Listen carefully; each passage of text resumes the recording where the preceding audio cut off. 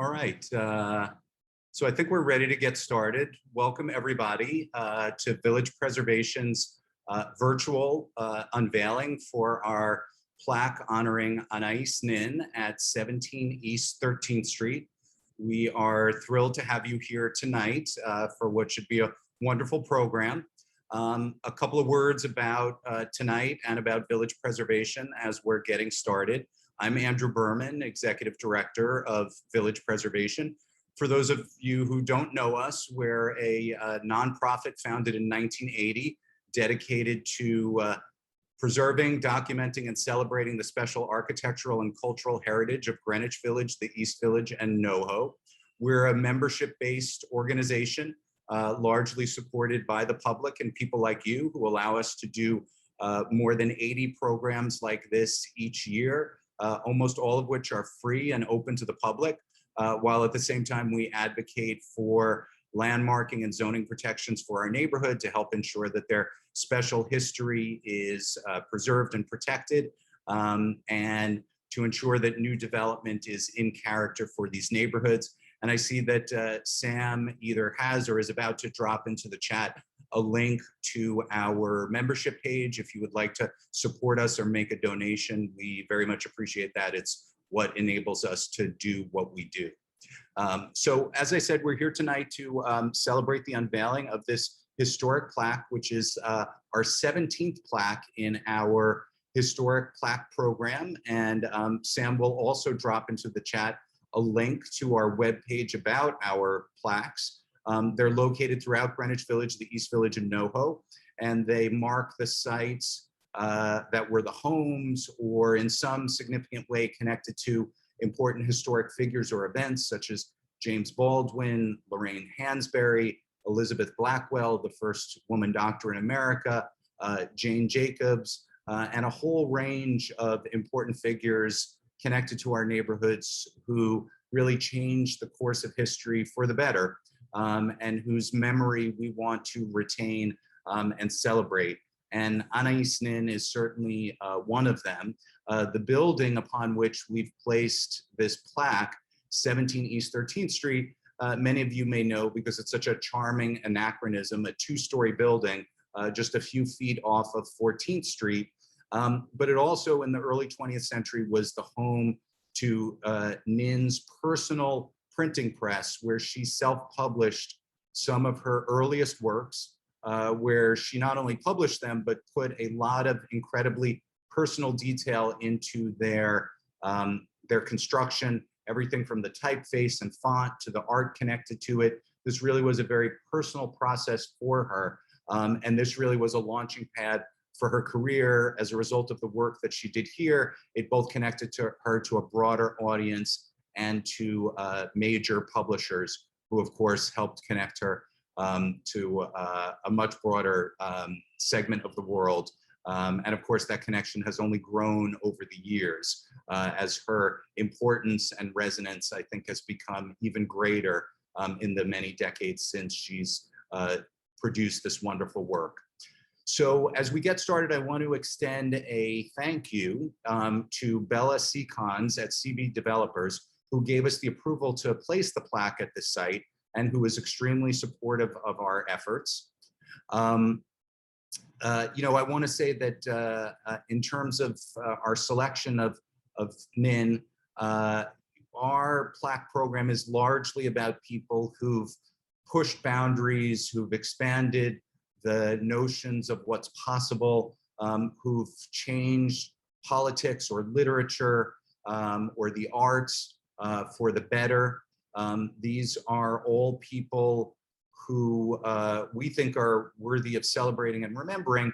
And we also try to pay special attention to those who represent histories that are often overlooked or haven't quite gotten the recognition that they deserve, many of which are connected to our neighborhoods, which have a rich history of empowering women, people of color, immigrants, LGBTQ people, progressives, and many others. And Nin fits many of these categories, and it's particularly appropriate that we're doing it during Hispanic Heritage Month.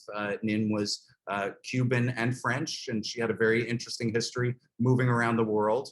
And we'll hear more about that from our two speakers. So let me give you the kind of run of show for this evening. We're going to hear from these two wonderful speakers, and then we also have a kind of a surprise guest speaker who will be coming in right after them. Then we will do the unveiling, and then we will have a Q&A, and so you'll be able to drop questions into the chat or into the Q&A for our speakers or me or Juan. And by the way, I want to introduce, you can probably see him, Juan Rivero, who's our East Village and Special Projects Director, who put together tonight's program and is responsible for getting that plaque up on the building. So thank you very much, Juan, for all your work on this. So let me, I'm going to describe our first two speakers, and then I'll ask the first one to speak. The first one is going to be Paul Herron, who established Sky Blue Press as a vehicle to publish works by Nin, notably her unexpurgated diaries, which have been published in installments, the third of which is coming out next month. Then we'll hear from Suzanne Nalbantian, an interdisciplinary scholar and professor of comparative literature at Long Island University, who's written multiple books dealing with the works of Nin, and who is also a personal friend of Nin's. So I am now going to turn it over to Paul, and Paul, take it away. Well, hello. I'm Paul Herron. As Andrew just said, I'm the editor of Sky Blue Press. We've been publishing work by and about Anaïs Nin for the past 25 years, and we're still rolling. We've got a new diary coming out next month. It's called The Diary of Others. It will be out October 18th. And as Andrew alluded to, this building represents Anaïs Nin's beginnings in this country. We're still publishing her works today, all these years later. And it's one part of the reason is because she had this fighting spirit. And I want to go back a little bit in her history and talk about why she formed Gemor Press in the first place. If we go back to Paris, where she lived for about 15 years, beginning in 1924, she published 3 books there. The first was D.H. Lawrence, An Unprofessional Study, which came out in 1932. The second was a prose poem called The House of Incest, which came out in 1936. And the third book is a collection of 3 novelettes called The Winter of Artifice, which came out in late 1939. And that particular book is ultimately the reason why Anaïs Nin felt the need to start her own printing press. Because when this book came out, The Winter of Artifice, it was in September of 1939. There were a few things happening in Europe right around then. Most notably, World War II was beginning. This disrupted everything. Everything was disrupted, thrown into disarray. Not only that, but Nin's publisher, Jack Kahane, died only a couple weeks after the book was published. So The Winter of Artifice was essentially DOA in France. When Nin and her husband, Hugh Geiler, left France and came to New York in December of 1939, she brought a few copies of this book with her. But she faced a few new problems in New York at that time. Number one, censorship. This book, The Winter of Artifice, was heavily influenced by her lover at the time, Henry Miller. And when we cross Henry Miller and censorship, we know we have problems. So that was a big problem. The second problem is that America at that time was an isolationist country, and they just weren't very interested in things coming out of Europe at that point. So she had a couple things to surmount. The first thing that she did was she took her copy, and I'm going to show you a facsimile of The Winter of Artifice that came out in Paris in 1939. And what she did was she took this book and she literally took a knife and cut out approximately 1/3 of the entire contents. And the remaining contents, if there were a few offending passages, she literally typed up on a piece of paper new passages and pasted them over the top of the old ones. So this is a literal cut and paste type of operation that she did here on that book. And then she took the book around to the New York publishers. Well, of course, nobody wanted it. It just wasn't up their alley. And so she was at a dead end with this book. But here's the thing about Nin. She was not one to give up on her dreams. She went by the Carl Jung credo, proceed from the dream outward. And she lived up to that. When nobody would publish her book, she said, well, then, okay, I'm going to do it myself. And so what she did was she took $100 from her husband and she invested it into an old hand-operated printing press. And she moved it into a shop on McDougal Street here in the village and opened up with Gonzalo More, who was a big burly Peruvian lover of hers who could do a lot of heavy lifting. And so she took this gutted version of The Winter of Artifice and decided to, as Andrew said before, make it into a work of art, the best paper, the best typeset. And not only that, but she incorporated a method of reproducing images in the book that was devised by William Blake. And so when she cranked out these books, it took 4 months to get 500 copies printed, but when they came out, they were a masterpiece. They were artistic masterpiece, and they sold out in only a few weeks. And so that's what got attention in New York at that point from other people that were trying to get their works printed that couldn't. There were a lot of people who had come from Europe into America at that time were having a very difficult time getting their works published, like Paul Herron and Max Ernst. And so these people started to come to Anaïs and Gonzalo and say, hey, well, how about you print our work? And so they bought a bigger printing press to fill these jobs. And so that's when they moved into the 13th Street building. And in the 13th Street building, this is where the doors opened for Anaïs Nin in America, because it was in this building that she produced a book called Under a Glass Bell, which was a collection of stories. And the reason that this opened the doors for her is not only was it a beautiful book like all the others that she had done, but it attracted the attention of Edmund Wilson, who was a critic at the New Yorker, and he wrote a positive review for the book. Well, this opened a lot of eyes. Suddenly, who's this Anaïs Nin? What is she doing here? What's she all about? Let's find out. And so it also piqued the interest of commercial publishers. Suddenly, well, if Edmund Wilson is giving her a good review in the New Yorker, she must be somebody to be reckoned with. So Dutton, E.P. Dutton, the New York big publisher, decided to do several of Nin's novels beginning in 1946 and into 1948. In the meantime, Gemor Press kept rolling on and kept producing more books by Nin and more books by other people, until eventually Gonzalo and Anaïs were not seeing eye to eye on much of anything. Their relationship was going bad. And Gonzalo, who was a diehard bohemian, he was a drug user and a drinker, and he didn't like to get up before noon. And he would show up at work at 2 o'clock, and Anaïs had already been there for like 6 hours, cranking out the books. So eventually she got fed up. And since she had a contract with Dutton, she basically bowed out of Gemor. And then Gemor itself folded in 1949 after Gonzalo printed one more last book at that time.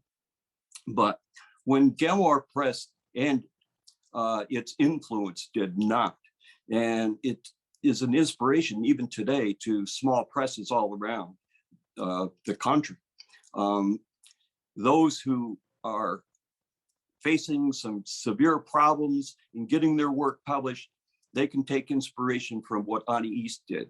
Because what Anaïs did was she spit in the eye of the New York City publishing establishment at a time when no woman would dare do such a thing, and yet she did.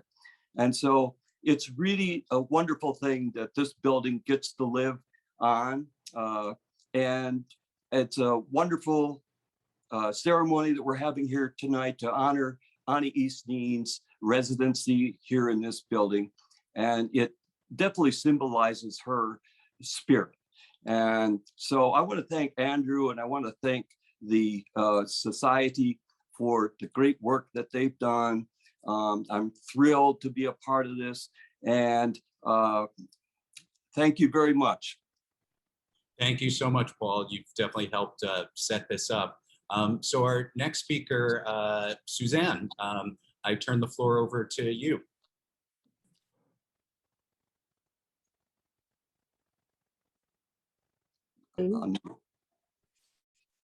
Do we share the screen? No, not yet.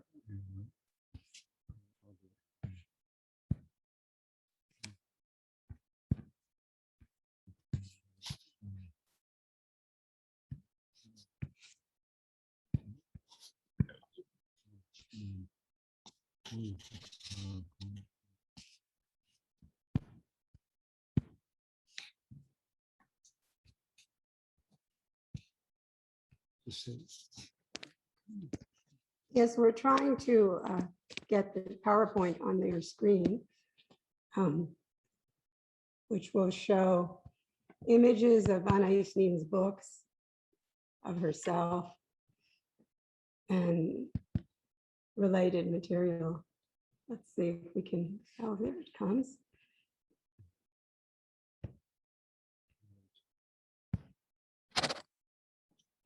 We have it.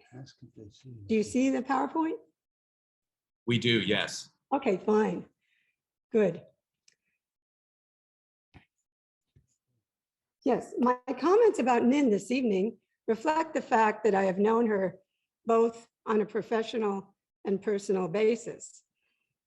As a university professor and writer, I have ranked Nin among the major modernist figures, such as Proust, Joyce, and Virginia Woolf, as you see on the cover of one of my books.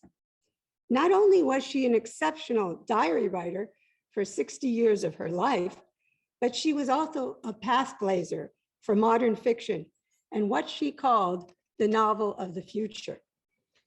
The basic theme in both her fiction and her life was the multifaceted self, the many dimensions we have as human beings in the evolution of our individual lives. Here, I'd like to give you a sense of her magnetic personality, her innovative art, and her magnanimous creativity. As a young doctoral student at Columbia University, I had the good fortune of knowing Anaïs Nin in the early 1970s when she was virtually a cult figure living in Washington Square in New York City. She was giving lectures at universities nationwide. Young women were especially drawn to her in their search for identities in a changing world of feminine possibilities. Anaïs had become a huge presence in my family's literary circle, due primarily to her connection with my aunt, Nona Balakian, an editor at the New York Times Book Review, who had introduced Nin to the public by getting her a front page review of volume 1 of her diary in 1966. Despite the fact that Anaïs always dressed dramatically, as if in costume, with heavy maquillage over her translucent, penetrating eyes, she extended outward to others in a sincere and direct way. What we saw when she entered our Upper West Side apartment, meeting our family members and friends. During that time, Anaïs gave me a copy of her book, A Spy in the House of Love, and inscribed it to me saying, "I would have loved you as my daughter." In the years after her death, her husband, Ian Hugo, gave me 2 of her capes and the dress I am wearing this evening. But had I been her daughter, I probably could not have been as objective about the merits of her literary work as I have been in my writings and as I hope to be for you tonight. Before I get to her literary achievement, let me say a bit more about her distinctive personality and her disarming humanity. Those who knew her would agree with Henry Miller's recognition of her as a stellar being who was in touch with the poetic world of the marvelous. But she also radiated on this earth, producing a constellation of rapports emanating from her. We remember her costumed appearance, her red and black capes, her accented voice, but most of all, her direct and empathetic approach to others and the human contacts she created to bind kindred souls together. In order to document her wide-ranging network of friends, at one time, Anaïs sketched, and I saw these, detailed diagrams of her web of interconnections in the cities of Paris, New York, and Los Angeles, where as a cosmopolitan writer, she spent her life at different times. She would reach out to the lowly and the mighty, to the students and troubled souls who sought her out for understanding, and to celebrities like Henry Miller, Gore Vidal, Lawrence Durrell, and Antoine Artaud, in whose literary limelight she would bask and from whom she would reap certain insights. The array of human relations were very important to her and to her development as a writer, and she made it very clear that she, quote, would not stop living to write. Those relations also included the numerous lovers that she had over the years. I must admit that this was a part of Anaïs Nin I did not know, since I always saw her with her lifelong husband, Hugo, years after her boldly adventurous escapades.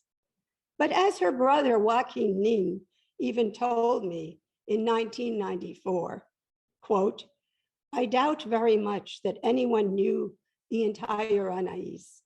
Some of us knew more, some of us knew less, but all of us knew what she wanted us to know and accept.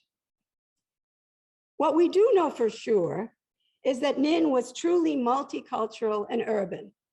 She was the daughter of a Cuban composer and pianist and a Franco-Danish mother who was a singer. It is fitting that a plaque is established here in New York City at the site of her Gemor printing press. As you've heard, the press started her literary career in 1944 by publishing her collection of short stories, Under a Glass Bell, with engravings of Nin's husband, Ian Hugo. And it was the review of that collection in the New Yorker, as was said, by the famous critic Edmund Wilson in 1944 that really drew attention to her as an important writer. These stories are like little gems that show her emerging writing style. My favorite is a story called Ragtime, about the burgeoning artist who roams at night through a dreamlike city, collecting fragments to be embodied in the daylight of artistic composition. And that wandering artist in a dark city was actually Nin herself. Nin would eventually become the author of an entire collection of 5 novelettes, which Swallow published in 1959 under the title of Cities of the Interior. Spending most of her life in cities, living between Paris and New York, and in later years between New York and Los Angeles, she moved in her fiction to what she called cities of the interior. These were the intricate pathways of the brain, the multi-layers of her psyche, expressed in metaphors of tunnels, grooves, corridors, and mazes. Although Nin has been most widely known for her diaries, those expurgated ones published during the decade before her death, and most scandalously, those unexpurgated ones that appeared after her death, I would venture to say that her fiction conveys her identity beyond her diaries and her complicated life persona. The transformation of her life facts into fiction is an artistic process which I have found in her work.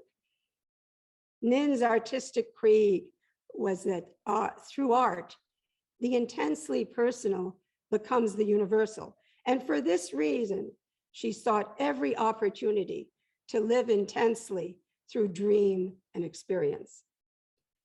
Nin's peripatetic life and multiple relationships indeed became the raw material for her art.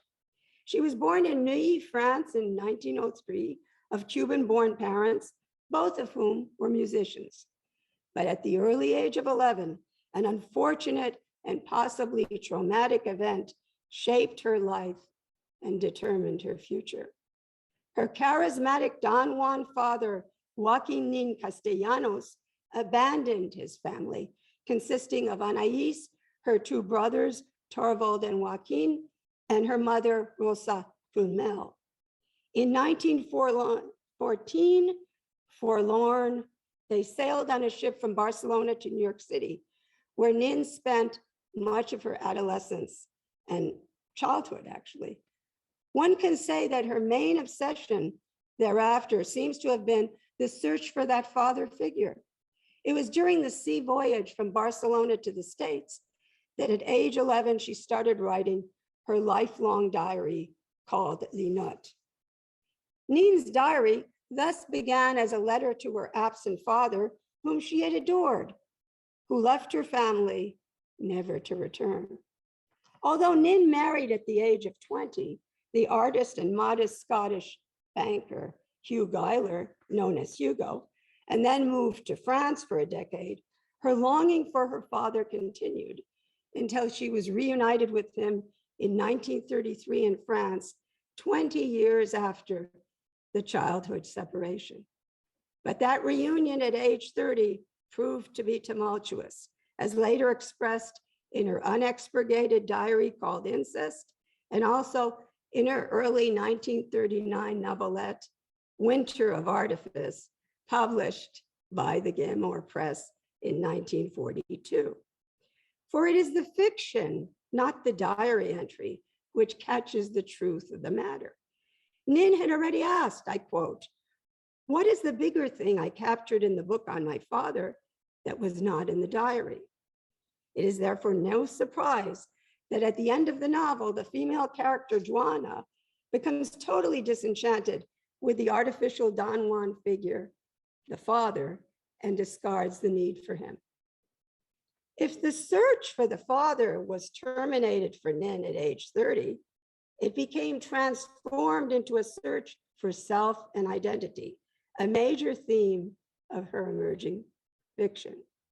This theme developed through her experience with an attitude towards psychoanalysis, which began during the time of this last encounter with her father.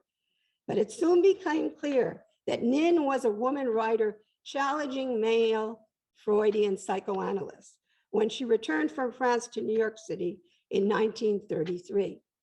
Her psychoanalyst, Otto Rank, suggested that she stop her diary writing as a crutch, an opium habit, as he called it, and that she find the stability of a single self. Nin rejected Rank and fully indulged in her own writings as a means of self-analysis, which in turn led to her notion of multiple selfhood.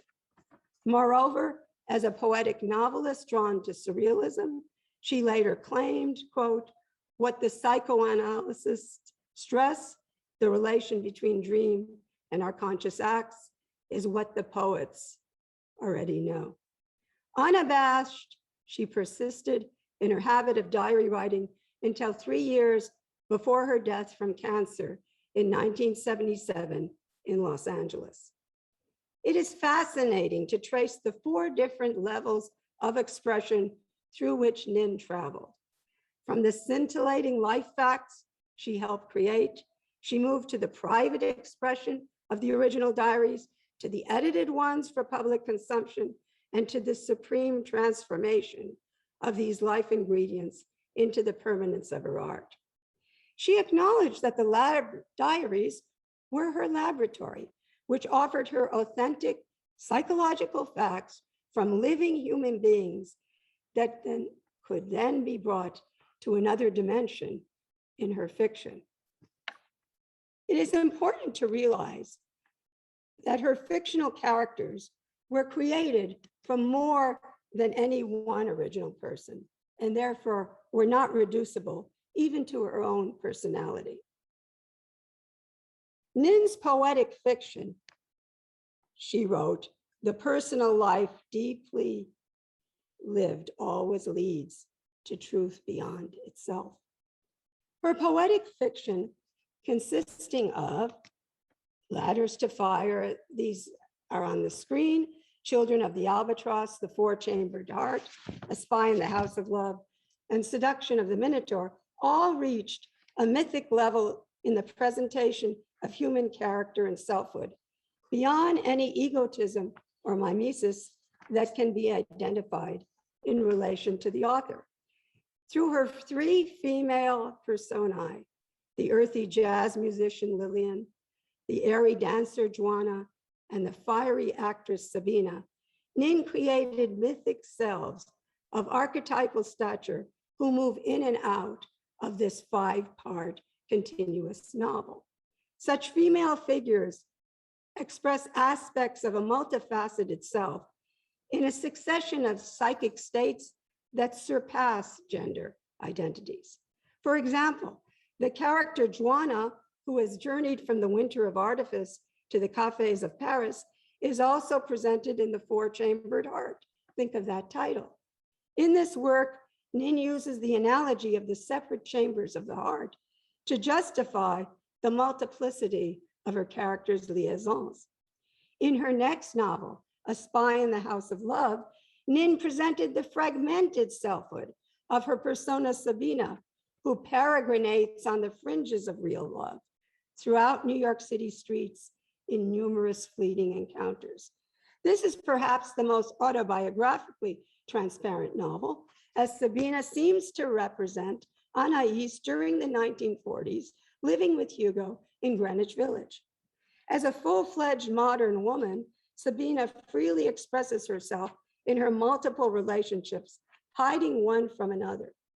Nin turns to artwork in this novel to objectify that fragmented, evolving self through references to the 1912 Marcel Duchamp painting, Nude Descending a Staircase.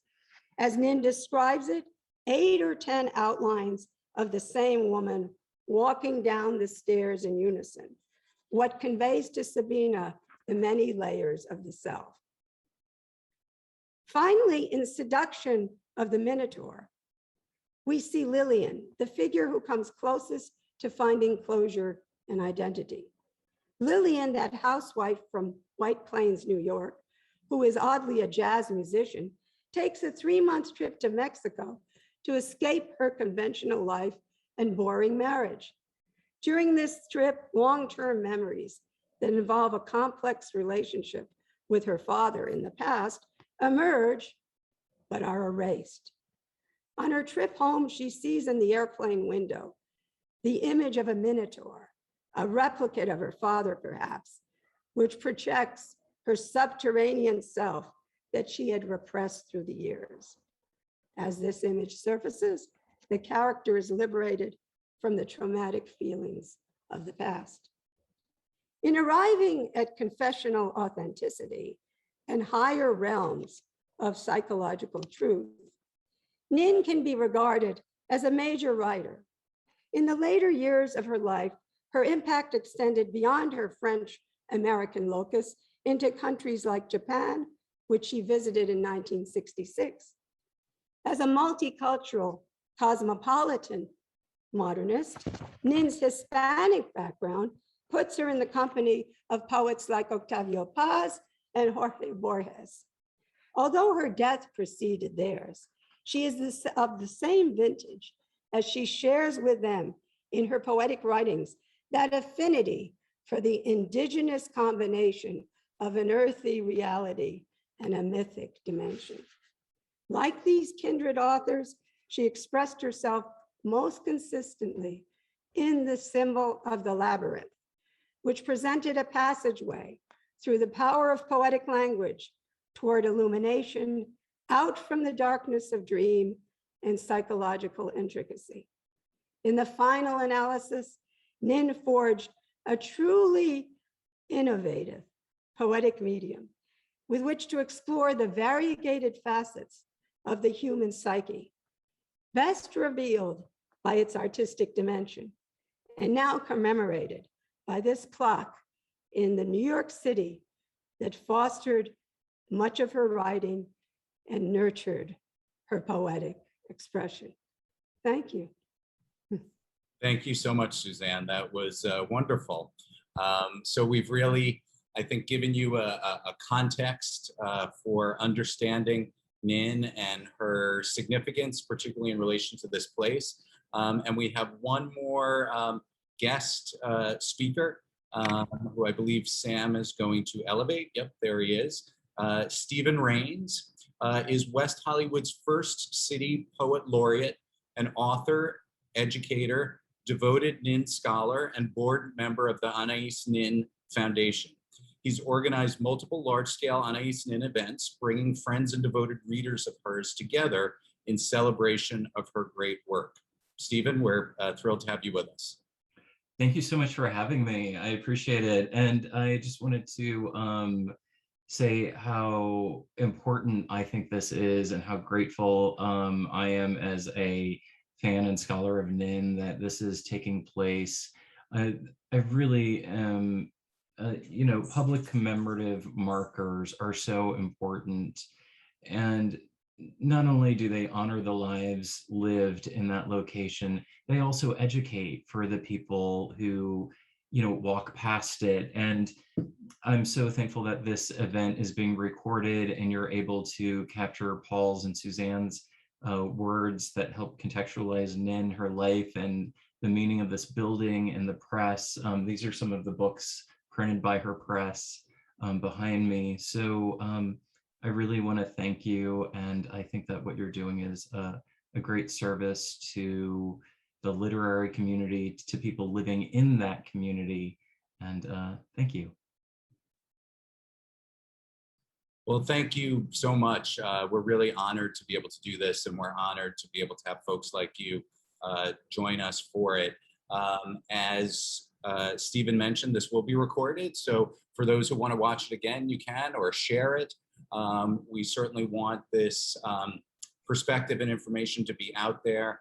And as Stephen said, and as I think highlighted by Suzanne and Paul, there's so much to kind of to learn from this site, from what happened here. I mean, listening to our speakers, one of the things that I'm struck by is just the many different ways in which Nin was so ahead of her time, whether it's a sort of do-it-yourself approach, her much more kind of expansive view of the psychological interior and of female sexuality. All of these are things which I think have just grown in resonance over the years from her time here. But now I believe we are ready for the plaque unveiling, the virtual plaque unveiling, which we'll all be able to see by video. So I believe Sam is pulling that up, and we can all watch as the plaque is unveiled, and it is there right now at 17 East 13th Street. So if you haven't already, and you can, please do go by and check it out. It is there, again, thanks to the generosity of the building owners. And, you know, I just want to say, it's funny, we often acknowledge the generosity of the property owners in doing this. And sometimes people will say, oh, you know, what's the big deal? You would be shocked. First of all, there's a lot that goes into getting that plaque up there. So the property owner has to be, you know, willing to work with us and supportive of the effort. You'd be surprised how many property owners don't want to be bothered, don't want this kind of attention, don't want to kind of have to deal with this. So those who do, we're especially grateful, and they really are doing a wonderful public service. So Sam, are we ready to show and share the video? Yep. Great, let's let it roll.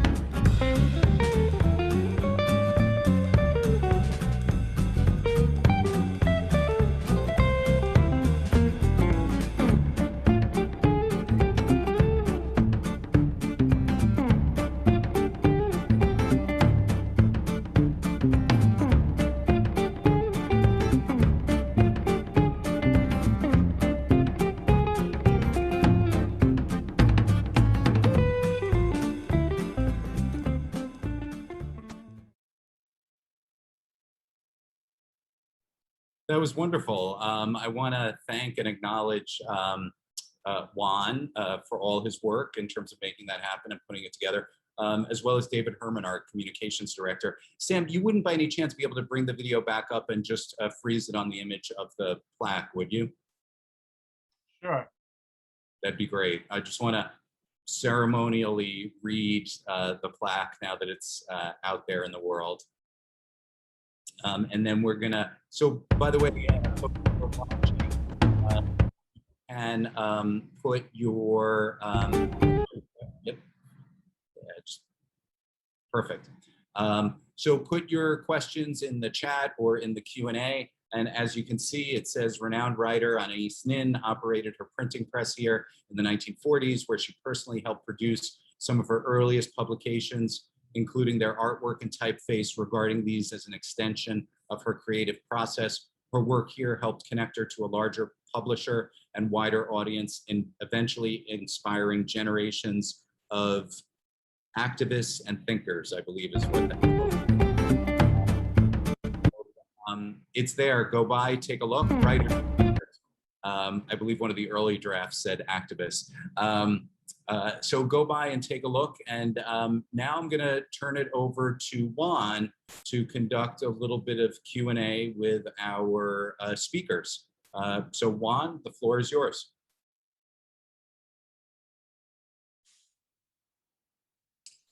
I'm unmuted now.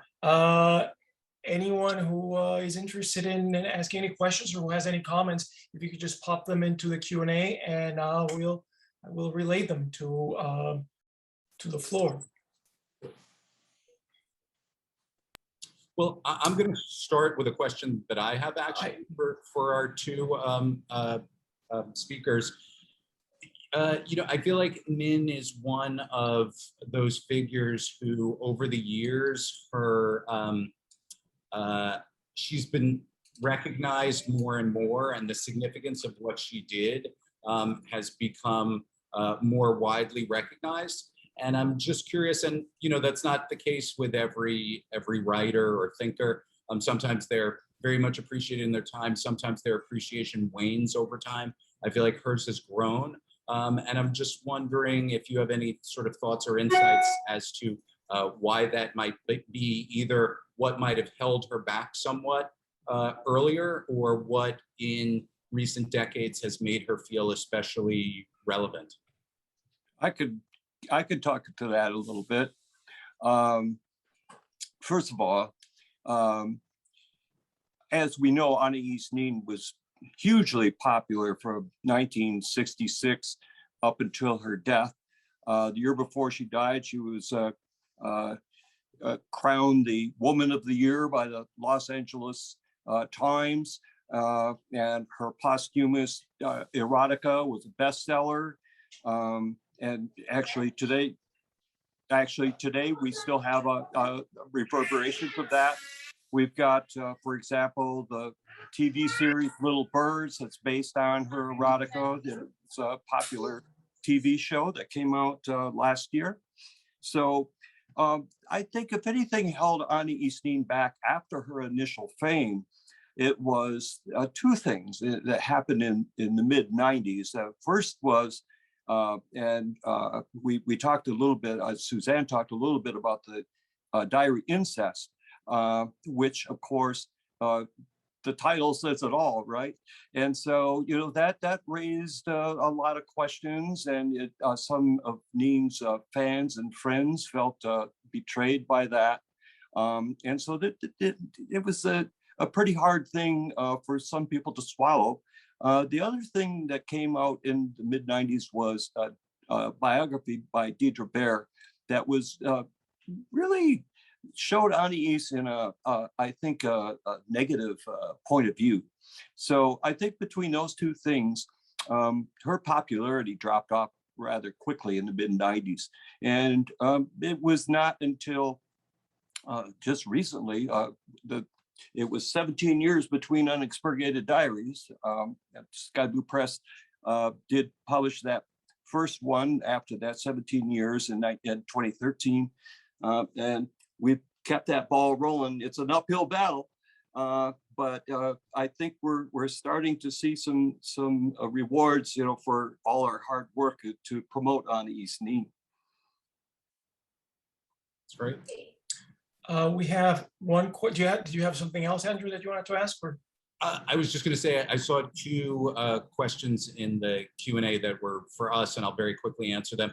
History of the building, built in 1911, was home for a long time to the Erskine Press, for whom it was either built or was one of the early occupants. And amazingly, 110 years later, you can still see Erskine Press on the building. And in terms of how the text of the plaque is arrived at, it's basically us working with the building owner. Can I add something? Do you hear me? yes, I just wanted to add something to the previous question.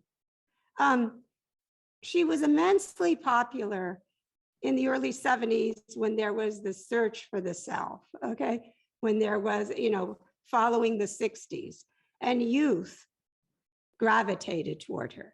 And she always loved youth. What I can say today is that we need Anaïs Nin to take us into greater depths that this generation or recent generations do not have. This could be a new significance, because this search for psychological truth and the quality of relationships and poetic visions, it's just not there in our society today. And so we can use her again. And it was wonderful to go back to her, thanks to this presentation here. Here, here. I have a question for any of you. Did Nin complete her life in Manhattan, and did she remain with Hugo? No.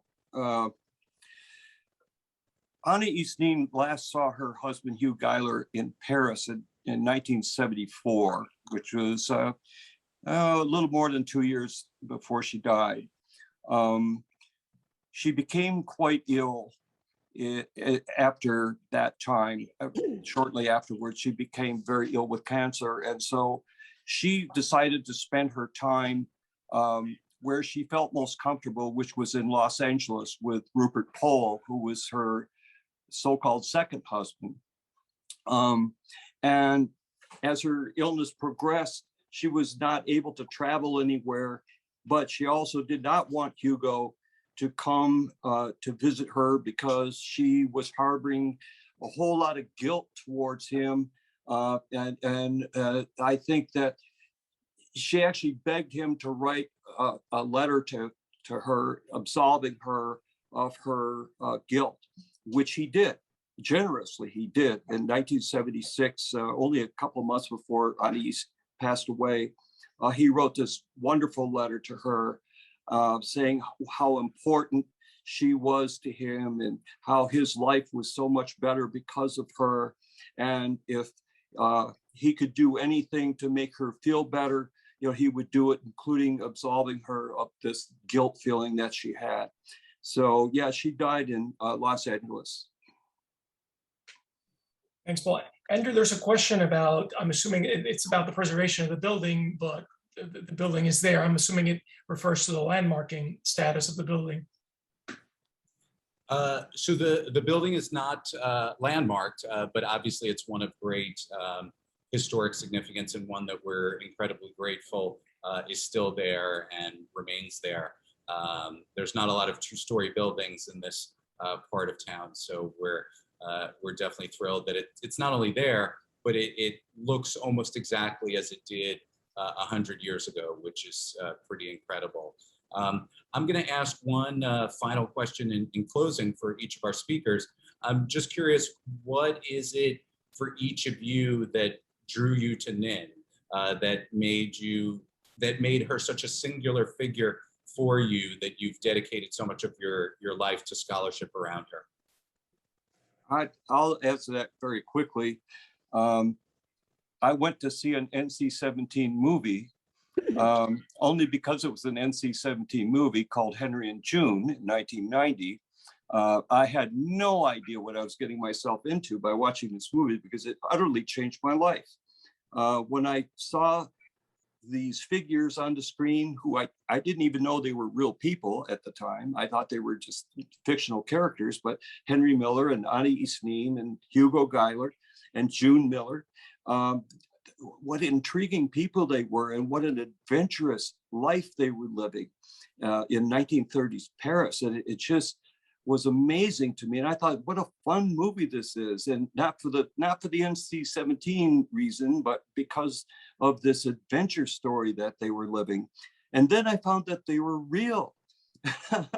So I went and bought their books, and that's how it all started for me. And I just fell in love with Anaïs because I call her books like books of mirrors. Every page is a mirror in which you can see yourself. In her, she puts her words where you should have put them in your own head, but somehow she is able to do that. And I think I'm not the only one. Everybody looks at her work and they'll see a part of themselves in it in their own way. So that's what did it for me. That's a great story, Paul. How about you, Suzanne?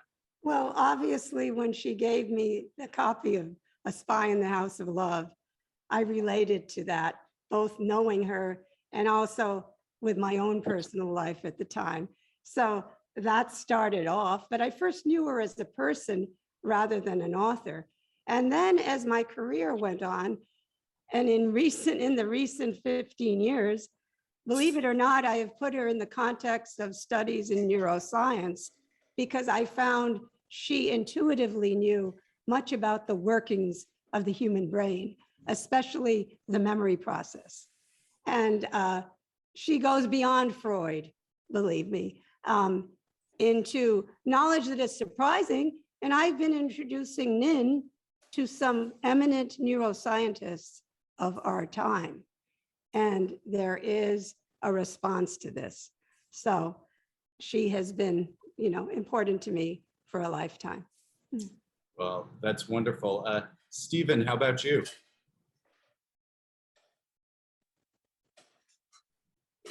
Oh, thank you. That's a surprise question. I would say similar to Paul. It was that I was 15 years old and my friend Stephanie Recht gave me a copy of Delta Venus, and she said, "This is the best smut you'll ever read." And she was right. But it was in the preface where of the book that I really was even more captivated, where she was talking about nuance and to not leave out poetry. And so I was like, well, where's this from? And it was from her diaries. And so that's when I started reading her diaries. And soon after, I discovered there was a film that came out a few years earlier, the film that Paul referenced. And so I saw that as well. And that's how it all started. That's wonderful. Well, this has really been a rich and wonderful evening. We're so glad that we got to share it with you, the public, and with these three esteemed guests who I think really have helped throw into relief the contributions and the life behind this wonderful writer and thinker. I want to thank Juan again for putting this together. I want to thank Bella and CV Developers for allowing us to do this. Thank you to Paul, Suzanne, and Stephen for sharing your insights with us. And in closing, Sam, I'll just ask you to again share in the chat the link for supporting village preservation so that we can continue to do this work. And you'll also still see in the chat the link to our other plaques. Go take a look at this one.